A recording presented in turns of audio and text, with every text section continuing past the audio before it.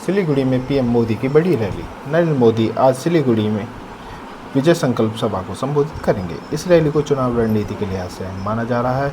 BJP कार्यकर्ताओं में खासा उत्साह देखा जा रहा है। सभा में बड़ी भीड़ जुटने की उम्मीद है। नरेंद्र मोदी आज पश्चिम बंगाल के सिलीगुड़ी में विजय संकल्प सभा को संबोधित करेंगे, जिसमें बड़ी संख्या में लोगों के शामिल होने की उम्मीद है। यह दौरा 2026 के चुनाव को ध्यान में रखकर काफ़ी महत्वपूर्ण माना जा रहा है। अपने भाषण में पीएम मोदी केंद्र सरकार की योजनाओं और विकास कार्यों को गिनाएंगे। खास तौर पर उत्तर बंगाल क्षेत्र में बीजेपी की पकड़ मजबूत करने पर फोकस रहेगा। इस रैली को राजनीतिक रणनीति के तौर पर भी देखा जा रहा है। लाडली बहना योजना की अगली किस्त जल्द। लाडली बहना योजना की 35वीं किस्त जल्द खाते में आने वाली है। महिलाओं को आर्थिक सहायता मिलने की उम्मीद बढ़ी है। सरकार जल्द तारीख का ऐलान कर सकती है। लाखों लाभार्थियों को इसका इंतजार है।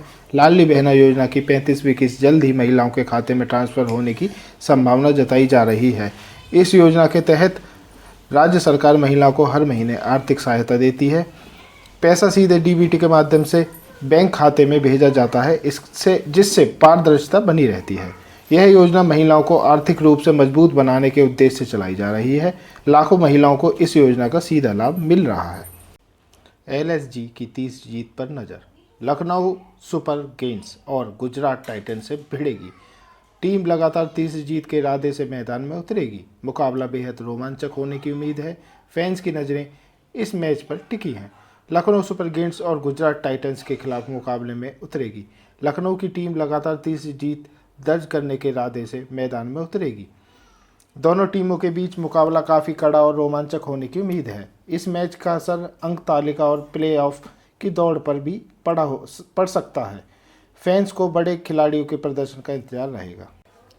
बिहार में नेतृत्व बदलाव की चर्चा तेज। नीतीश कुमार को लेकर 2026 की सियासत गर्मा गई है। नेतृत्व परिवर्तन की चर्चाएं तेजी से फैल रही हैं। राजनीतिक गलियारे में हलचल बढ़ गई है। आने वाले समय में बड़ा फैसला संभव है।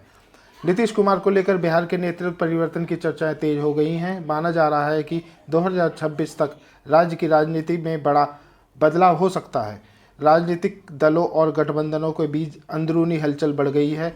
विपक्ष भी इस मुद्दे को लेकर सरकार पर निशाना साध रहा है। इसका सीधा असर आगामी चुनावों पर पड़ सकता है। अब जानते हैं आज के मौसम का हाल। दिल्ली एनसीआर में तापमान धीरे धीरे बढ़ रहा है और लोगों को गर्मी का एहसास होने लगा है। उत्तर भारत के कई हिस्सों में अभी तापमान सामान्य बना हुआ है। दिन में तेज धूप और गर्म हवाएं लोगों को परेशान कर रही हैं। मौसम में अचानक बदलाव देखने को मिल रहा है। लोगों को धूप से बचने और सावधानी बरतने की सलाह दी गई है।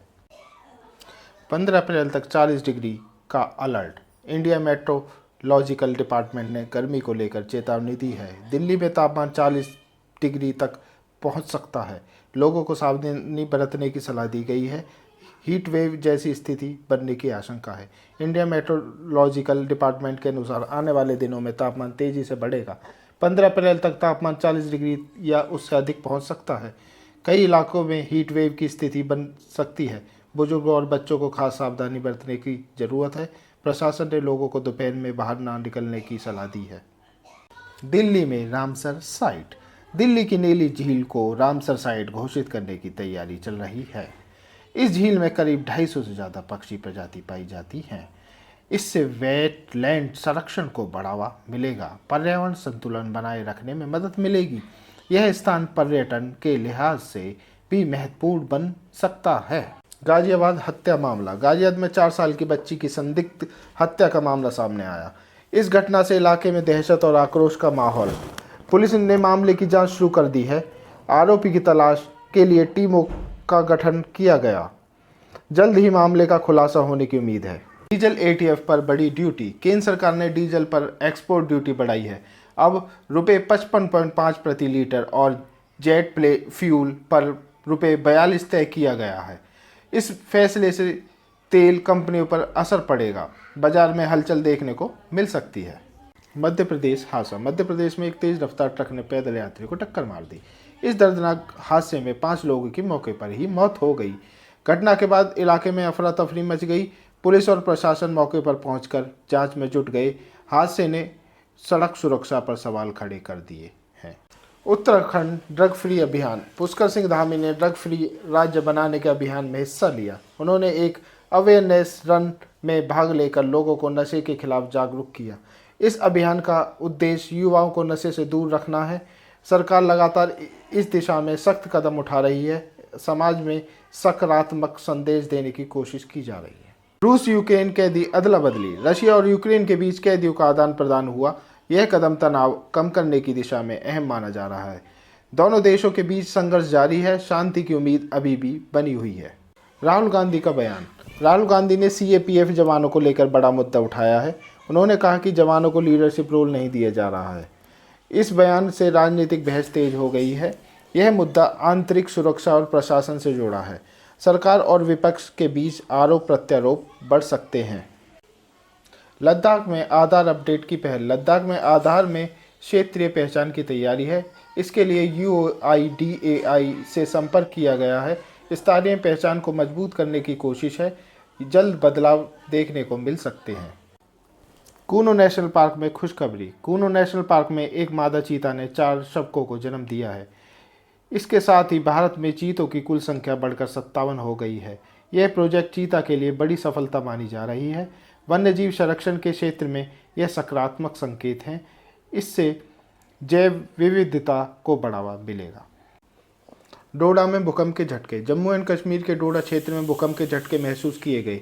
रिएक्टर स्केल पर इसकी तीव्रता 4.6 दर्ज की गई। भूकंप के बाद लोगों में डर और घबराहट का माहौल रहा। फिलहाल बड़े नुकसान की खबर नहीं है। प्रशासन स्थिति पर नज़र बनाए हुए है। यूएस चाइना ट्रेड टेंशन बढ़ा। यूनाइटेड स्टेट की नीतियों पर चाइना ने 125% टैरिफ लगाया। दोनों देशों के बीच व्यापारिक तनाव बढ़ गया है। वैश्विक बाजार पर असर पड़ सकता है। आर्थिक समीकरण बदलने के संकेत हैं। पाकिस्तान की सीज फायर अपील। इशाक दार ने सीज फायर को लेकर बयान दिया है। उन्होंने दोनों पक्षों में शांति बनाए रखने की अपील की है। क्षेत्र में बढ़ते तनाव को कम करने की कोशिश की जा रही है। कूटनीतिक स्तर पर बातचीत जारी है। अंतर्राष्ट्रीय समुदाय भी इस पर नज़र बनाए हुए है। बेनिन में राष्ट्रपति चुनाव शुरू। बेनिन में मतदान प्रक्रिया शुरू हो गई है। पार्टिस टैलेंट के उत्तराधिकारी का चुनाव हो रहा है। मतदाताओं में उत्साह देखा जा रहा है। परिणाम का इंतजार बढ़ रहा है। अमेरिका ईरान शांति वार्ता। यूनाइटेड स्टेट और ईरान के बीच शांति वार्ता शुरू हुई है। यह बातचीत इस्लामाबाद में उच्च स्तरीय स्तर पर हो रही है। फिलहाल दोनों देशों के बीच कोई समझौता नहीं हो पाया है। बातचीत जारी है और आगे भी जारी रहने की उम्मीद है। इस वार्ता से क्षेत्रीय स्थिरता पर असर पड़ सकता है।